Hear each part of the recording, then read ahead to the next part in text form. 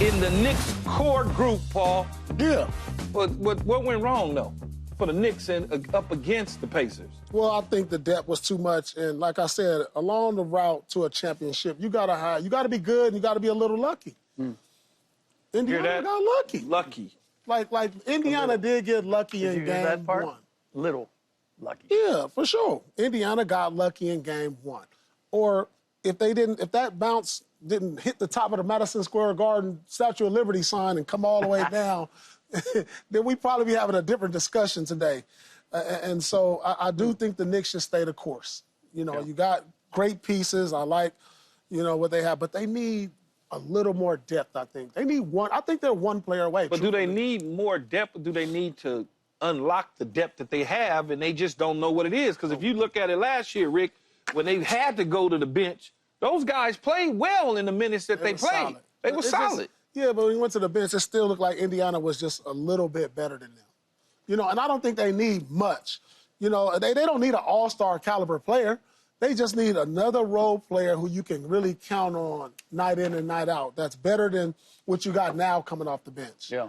If they could get just that one more piece, because think about it, who came off the bench for Indiana? You got guys like Mathurin, who's a solid piece. He was really good in the last 3 games, and it was consistent. They needed that. And then when you look over at Oklahoma and what they bring to the table, they have some really good guys in Wiggins and Wallace and these guys. Caruso. And Caruso, that's the one, coming off the bench who you can really count on. They need a guy that, if you have an injury, he can be a starter and a really solid starter. If they can add that. They might have that. We just don't know. He don't play him. Yeah. I mean, no, I don't know if they have it yet, but they're right there. That's what I said. They may have it. But we have that. The problem is we have that question because looking at the way Landry Shamet, DeLon Wright played, they gave them really good minutes. Yeah. And the question is, if you had played them all year long, how would they have fit in better? Could they have elevated a little bit more? And where would your regulars have been? Would they have been a little less worn down at this point in the season? Absolutely. 100%. If you'd utilized all those guys. I think there's something to be said for that. Tibbs did it out of desperation rather than design. And he did it because of the way Indiana was constituted. For me, if you're preparing your team over the course of the season for the playoffs and you're expecting to make a run, then you have to prepare them for all eventualities. We have to be able to play depth and be able to run with the team. We have to be able to slow down and score in the half court. We have to be able to defend in the half court. And I feel like Tibbs kind of got stuck with one style of play that worked for them, and then they had the Indiana Pacers throw something else at them, and they weren't prepared for it. So maybe they wouldn't have been good enough, but the fact that we don't know and we can ask that question. You have to unlock it, though. Understood. And the way those guys played raises the question, maybe you could have gotten more out of this team than you had. But I agree that, what went wrong is they played a more athletic, balanced, deeper, better coached squad. And they put up a good fight. I think the total difference in points was like 12. Total. If they don't win that game one on the MSG Statue of Liberty, down to the middle, back down through the rim, and hitting the bottom of the net. You guys are making it sound like a mousetrap shot now. It was amazing. It was very Harlem Globetrotter-ish. It was like the Kawhi Leonard shot against Philadelphia. But if they win that game and not lose to the Pacers, it might be a different series. Is it just a different series overall? Because everything from depth-wise, they didn't have the depth. To younger, up and down the floor, they didn't have that. It was a lot that they did not have that if they had, they probably could have really given it a real fight. But you knew once it was 3-1 and they took those 2 games in New York that it was going to be a hard fight for the Knicks to come back and try to, win in 7. You just knew it. You was hoping and praying just because I wanted to see the Knicks versus Minnesota or OKC. I didn't necessarily want to see Indy have to play in it, but they there. What can I say, Paul? Yeah, they in it. And a lot of it, Rick, he said it. I think, you got to give some blames to Tibbs, too. Because I didn't see a change. The one thing that I noticed that Indiana was taking advantage of was the pick and rolls with Cat. He was laying off the pick and rolls, and they was coming off, knocking down threes or getting to the basket. He gave them too much space. Just that one little adjustment. So when I come off the pick and roll with these dynamic guards who can shoot, you want your big man to be up, almost damn near in the switch or have like a soft trap.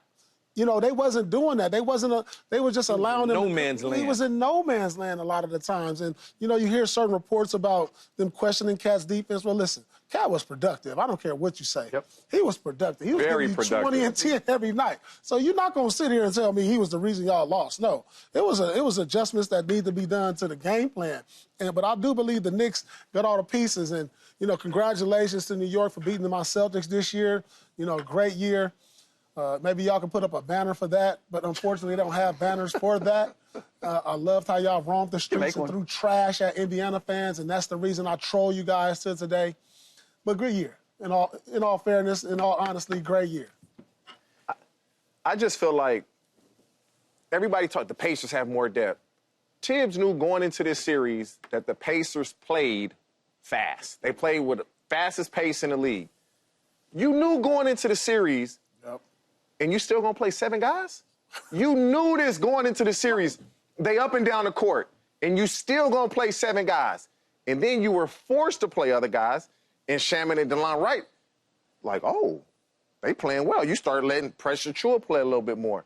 You should have started the series like this because you knew going into the series, I can't play my starters these heavy minutes the way they get up and down the court. I can't do it.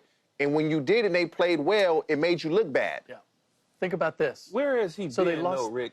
Where's that? Like, where has Tibbs been on a staff as an assistant coach where he's learned to only have to play 7 guys? Has he been somewhere where he was an assistant And that's coach? why Derrick Rose got He hurt. was our assistant on the championship team. Yeah, but y'all played more than 7 guys. Yeah. Yeah, because He you was with- usually.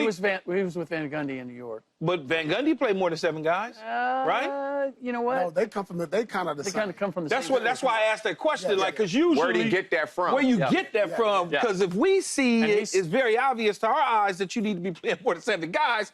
How the hell you don't see And it? he's stuck by it. He did it in Chicago. He did it in Minnesota. But think about this. If we're going to drill down on this, think about how they lost. If we're going to say game 1, losing game 1 was pivotal, right, for the series. They had a big lead, right? And they gave it all away. Fatigue. Now imagine if you were playing a Twice. deeper rotation and your guys were a little fresher down the start and you trusted your bench a little bit more. Maybe that game doesn't go the direction it does. And as a result, we have a different outcome. I mean, you could really look at the fact that he wasn't prepared to go deep into his bench or to utilize his bench in that very first game, and they gave away that massive lead because of it, that the series was lost right there. The Timberwolves fell short of the NBA Finals once again. They lost in a gentleman's sweep in the Western Conference Final for the 2nd year in a row. And after the series ended, head coach Chris Finch said his team came up a little itty-bitty short in a lot of ways. Like itty-bitty short in a lot of ways. So, Rick, how far are the Timberwolves away from actually winning a championship? Now, 2 years in a row, they've been in this spot. They are Ant Edwards becoming all that he can be away from winning a championship. He's been in the last 2 conference finals. He's been outplayed by the other team's star. If he wins that matchup, considering how relatively, I think this series could have been a lot closer than it was, talent-wise. This is the most, the Minnesota Timberwolves were the most expensive team in the league this year, had the highest player payroll. Wow. And yeah, that's a little bit surprising, right? Who's making the money? And for a Rudy Gobert's pay, I mean, start there. Ant's being paid. And Julius Randle. Dante DiVincenzo, I think, is making. Wow. Mike Conley's making, I think, 9, something like that. They've paid guys all the way down the line.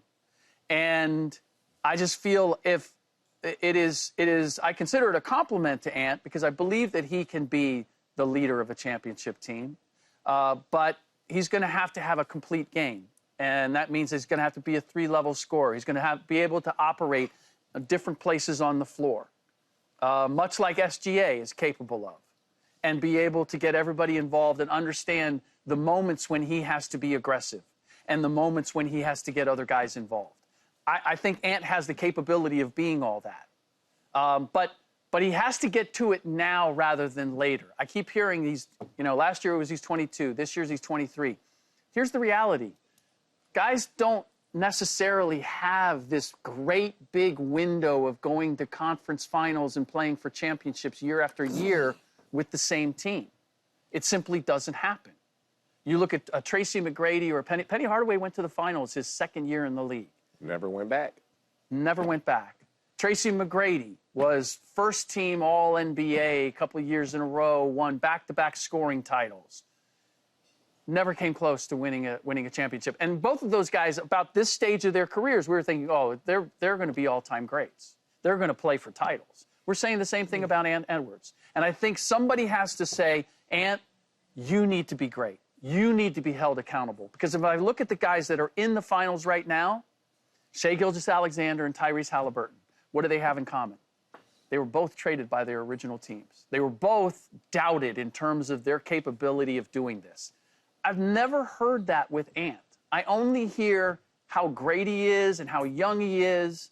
And I think somebody needs to say, Ant, like, you need to be better. Not Julius Randle, not Jaden McDaniels, not Chris Finch.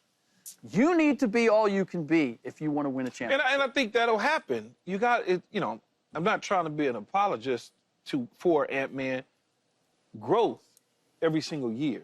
Everybody's not going to come into a league and just all of a sudden hit pay dirt in year 1, in 2, in 3. Sometimes it takes a little bit longer. Sure. If you look at the Celtics over the last several years, it took them multiple opportunities in the playoffs until they finally hit. They go to the championship. Golden State punches them really hard. They go home. They lick their wounds. They come back, and they do it all over again, and they finally get the opportunity to win a championship. My only pushback on that is after you get gentlemanly swept by the Dallas Mavericks last year and Luka Doncic, I would want you coming back as a better player. He did. He did. He came back as a better three-point shooter. See, but we wasn't saying that when he beat the Lakers. The first thing we started saying when he beat the Lakers, ooh, he just took out the LeBron and Luka. Then he goes and he beats Golden State. The first thing we start about, oh, he took out Curry and Butler and Draymond.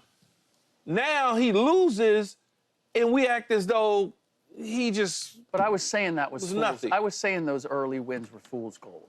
Because it wasn't a good Lakers team, and it was a Warriors team that didn't have Steph Curry for the better part of that series. Like that I thought that was fool's gold on the Minnesota Timberwolves part, that they beat teams that were actually like they were playing high caliber basketball, or that Ant was playing high caliber basketball. I didn't think so. See, I don't think this falls on Ant. I just think when I think about this, you look at Indiana and you look at OKC.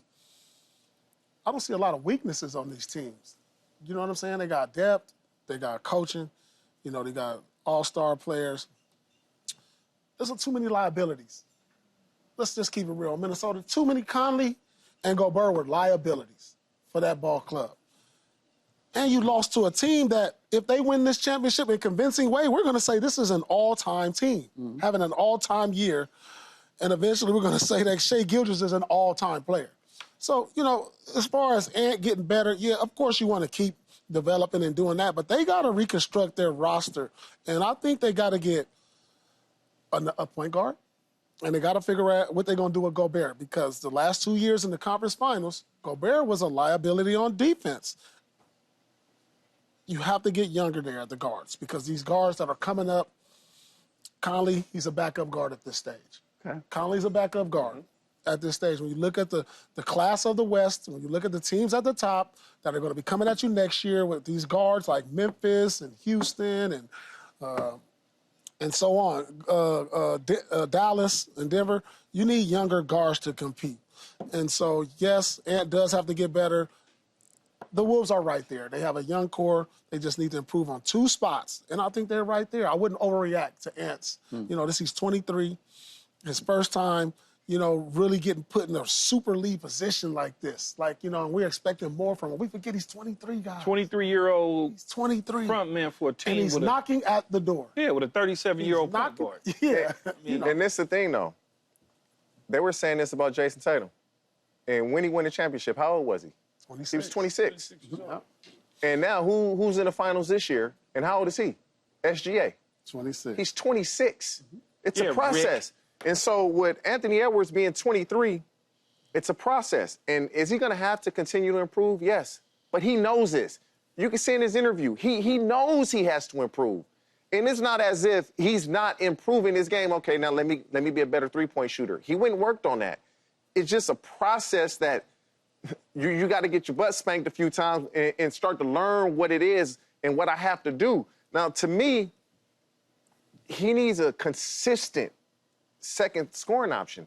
And it should be Julius Randle, but against OKC, he went 28 points in game 1, 6 in game 2, 24 in game 3, 5 in game 4. You got to be a little more consistent. Okay, but you don't have to give me. But so does your number one. You don't have to give me 20 points a game. Ant was no more consistent than Julius Randle. I agree with both of you guys. But when they're overloading the entire defense to stop Anthony Edwards, I can't have you getting 6 and 5. You don't have to get 20. But you can give me at least 15. But some of that is because Ant doesn't. He's operating at the top. Then that's a coaching. That's a schematic thing. No, but he needs to have the skill to be able to score in multiple places. And he's not. You can't tell me that Chris Finch wouldn't be flashing him to the elbows. Hey, all I'm gonna playing say, him out of the elbows if he was capable of playing this. Go get KD. He averaged 27 this year. Is he a pure scorer? Yeah. Anyway. Go get KD. No. That's what I'm doing. Gosh, this guy. Subscribe here to get the latest from Speak and go watch a few segments from our other shows on FS1.